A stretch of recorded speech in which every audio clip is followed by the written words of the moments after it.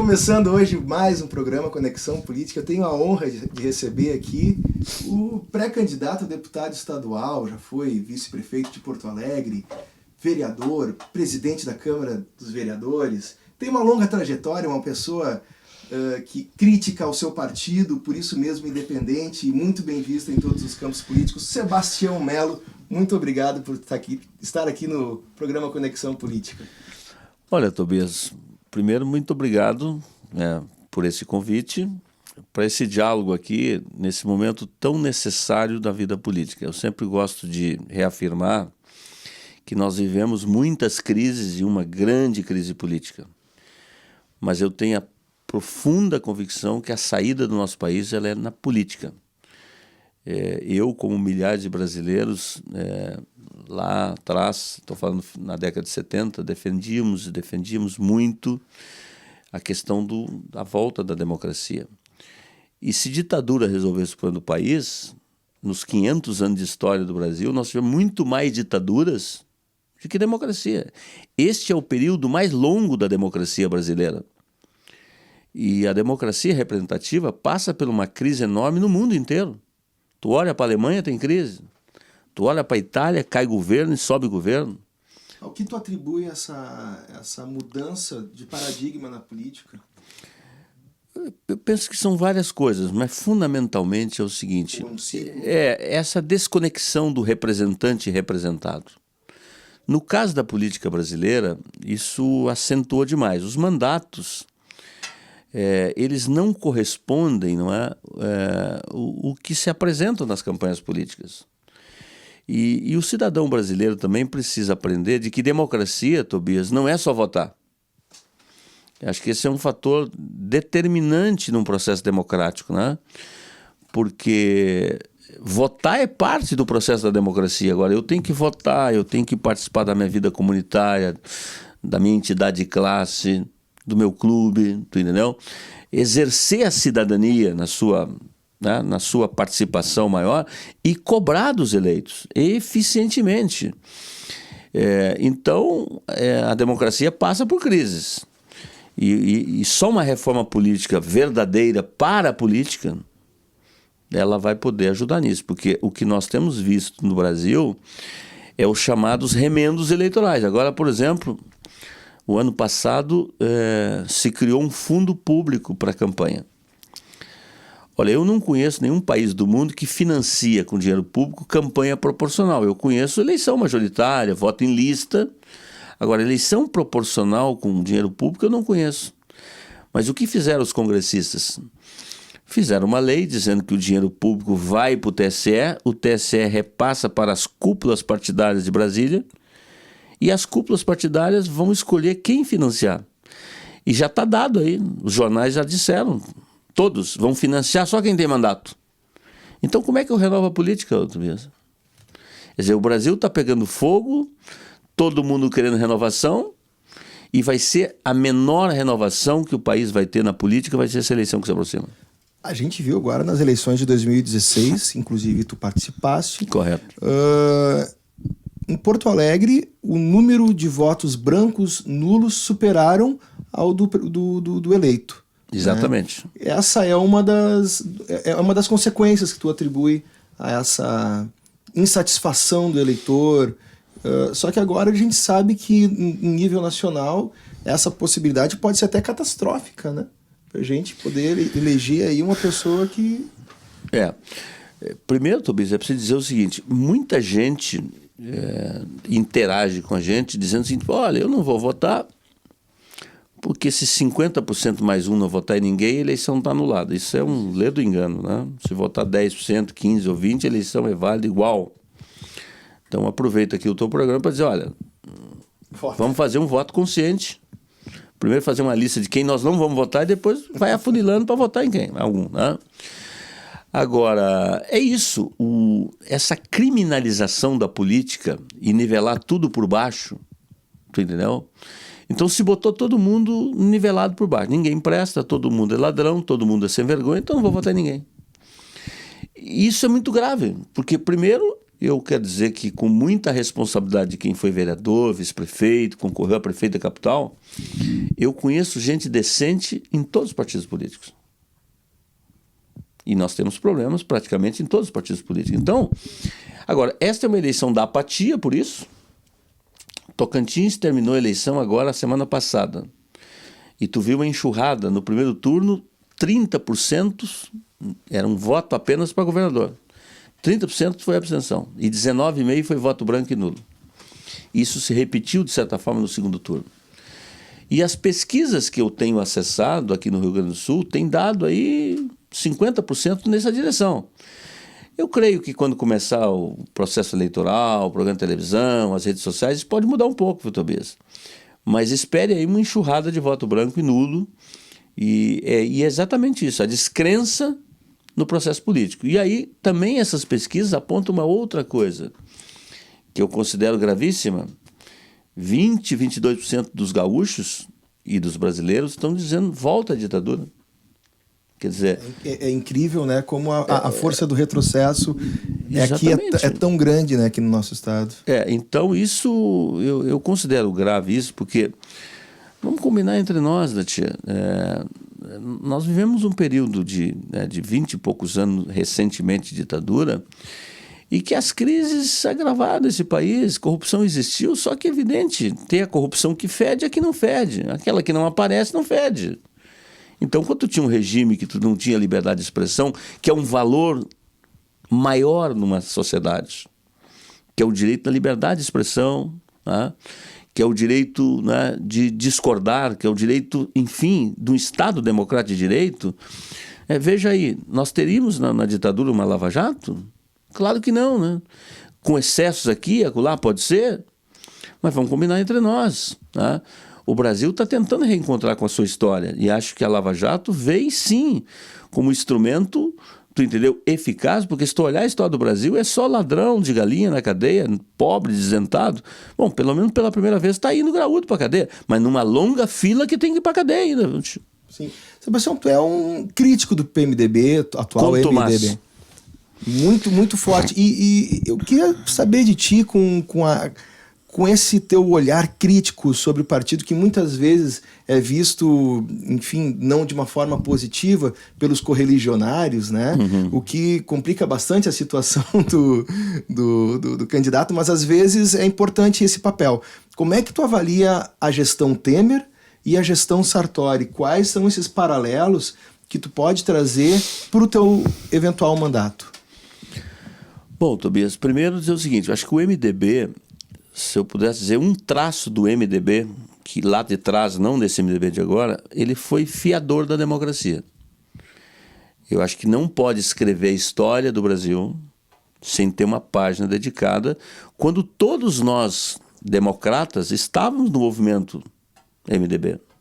Ali tu tinha todas as tendências políticas. E do MDB nasceram, da costela do MDB, das costelas do MDB, nasceram todos esses partidos mais progressistas, mas lá para combater, para derrubar... Porque não tinha para onde correr também, né? Exatamente. Então, eu acho que ele teve esse papel. Onde é que está o erro do PMDB, né? É que quando ele saiu do MDB e se transformou no PMDB, ele se transformou num processo, num partido pendular. E pendular no sentido do carguismo, do fisiologismo, e sempre pendendo para quem ganhava a eleição. Tu vê, nós estamos em 2018... as eleições ocorrem no Brasil desde 89, nós tivemos 2 candidaturas presidenciais. O Dr. Ulisses, um quadro histórico que não teve sucesso eleitoral, numa eleição que tinha Brizola, que tinha Ulisses, que tinha Lula, que tinha Brizola, e ganhou o cara do Alagoas lá. Quer dizer, tu teve uma eleição solteira em 89, que apareceu um caçador de Marajá e ganhou a eleição, e 2 anos depois, você sabe muito bem o que deu, foi o impeachment do Collor. Né? Mas aí a gente também cai no presidencialismo de coalizão ou não nesse caso? Sem dúvida. Aliás, eu acho que na matriz de toda essa crise nossa está o porque se corrupção fosse motivo para cair... Está, na minha avaliação, a matriz de tudo isso é o presidencialismo de coalizão financeira. Porque tu vai do tique refeição, a emenda parlamentar, ao cargo na Petrobras, ao cargo na Caixa Econômica, no Banco do Brasil e por aí afora. Bom, então o MDB acho que teve um papel. Bom, então o partido se perdeu ao longo do tempo. E a questão da gestão Temer. Talvez tu não tenha lido, mas a Zero Hora publicou um artigo meu antes do impeachment, onde eu defendi o impeachment da Dilma e do Temer junto. Correto? Acho um equívoco não ter empichado o Temer junto, porque ele era vice-prefeito, vice-presidente por 4 anos, foi para a reeleição com a presidenta Dilma. Bom, então assumiu o Temer. E um governo que não tem voto não tem legitimidade para fazer mudança. O Temer não foi eleito presidente do Brasil. Então ele está fazendo um governo, segundo o Fernando Henrique, uma pinguelinha, né? E com tudo que aconteceu, especialmente com as denúncias que vieram lá da Procuradoria, o governo ficou altamente fragilizado. Então, nessa altura do campeonato... Hoje tu ainda defenderia a posição do impeachment de ambos? Ou... sem dúvida. Eu acho que ali... Mesmo após aquela questão de um parecer técnico, se eu não me engano, pericial, a respeito das pedaladas. Eu acho o seguinte, na verdade o impeachment é uma decisão política. O julgamento ali é um julgamento político. Vamos ser sinceros. Sim. Acho que a Dilma não foi empichada pelas pedaladas dela. Né? Agora, então nós vivemos num momento assim, o Temer tentou botar uma agenda econômica no país. Aprovou a reforma trabalhista, apoiado por muitos, contestado por outros. Colocou uma equipe liderada pelo Henrique Meirelles, muito afinada. Ele ficava dando explicação, na verdade, toda hora para o mercado, a respeito das reformas. Então é o seguinte, ele colocou uma equipe afinada com o mercado.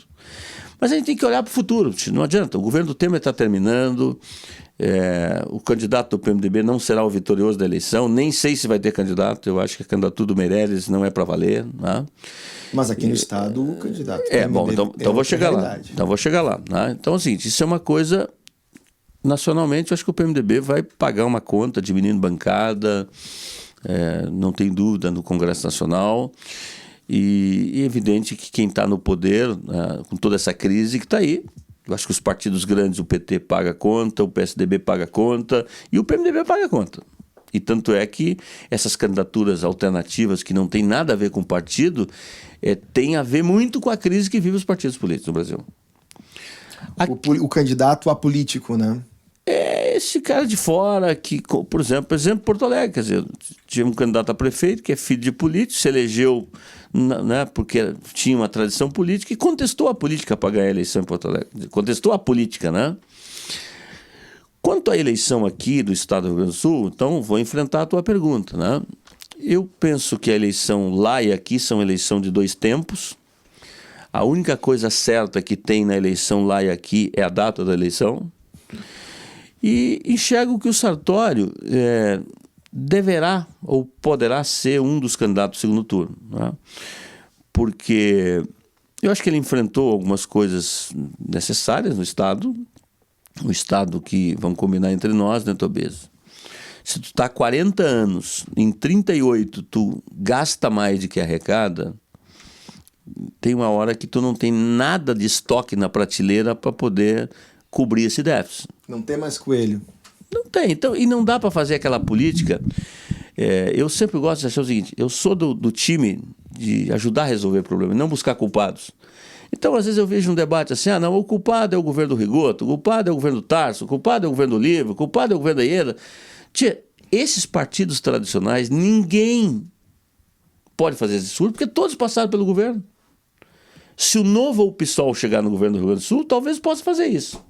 Agora, não dá para o PDT fazer discurso, não dá para o PDS hoje, o PP fazer discurso, não dá para o PT fazer discurso, não dá. Porque todos tiveram chance de governar, usar os instrumentos que tinham, exemplo, essa questão do Fundo de Reaparelhamento Judiciário, que é um dinheiro caríssimo, talvez o dinheiro mais caro que tem aí, Tobias. Entendeu? Uns sacaram menos, outros sacaram mais. Então eu acho assim, é uma eleição que ela vai enfrentar. Primeiro, acho que os candidatos vão se colocar tentando tirar a discussão partidária. Vai ser biografia, pessoas. Tá? Segundo, eu acho que essa questão do tamanho do Estado, eu acho que será uma pauta, ver essa questão dos plebiscitos que está colocado aí, eu acho que isso é uma questão que vai ser bastante debatida. O né? Estado mínimo, né? Até onde? Até onde vai, até onde não vai. E como é que nós vamos resolver, sem milagre, a crise do Rio Grande do Sul? Porque seja quem ganhar a eleição, com o estado de coisas que está aí, nós temos um problema seríssimo para o ano que vem, orçamentário no Rio Grande do Sul. Eu elencaria hoje 3 questões básicas para o Brasil que precisa ser enfrentada. A questão da corrupção, né? A questão da ineficiência dos serviços públicos, Tobias. Tu paga uma carga tributária muito grande, mas tu vai lá no posto, não tem um médico para atender, não tem enfermeira, se tu precisa do remédio, muitas vezes a pessoa tem que entrar na justiça. Qual é o tipo de reforma tributária necessária para ti?